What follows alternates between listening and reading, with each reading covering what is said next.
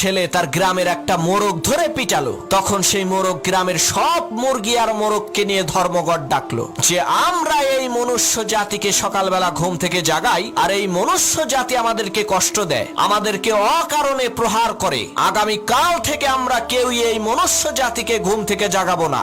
দেখি ওরা কি করে কাজকর্ম করে খায়। যে কথা সেই কাজ। তারপরের দিন সকালে সেই গ্রামের একটা মোরগও ডাকাডাকি করলো না, চুপ করে রইল। কিন্তু তারা ক্ষোভ থেকে বের হয়ে দেখলো এ কি অবাক কাণ্ড, গ্রামের সব মানুষ ঘুম থেকে উঠে তারা তাদের কাজকর্ম করছে। তখন গ্রামের সকল মুরগি আর মোরগ বুঝতে পারলো আমরা যদি না থাকি, বাকবাকুম করে না ডাকি, তাহলে মানুষের জীবন ধারায় কোনো পরিবর্তন হবে না। ঠিক একই ভাবে বন্ধু, তুমিও যদি না থাকো এই পৃথিবীর কিছুই আসবে যাবে না। তুমি তো ভালো, পৃথিবীর বিশাল বড় রাজা বাদশা নবী রাসূল তারাও চলে গেছে, তাই বলে কি পৃথিবী থেমে আছে? পৃথিবী তার আপন গতিতে চলছে আর কিয়ামত পর্যন্ত।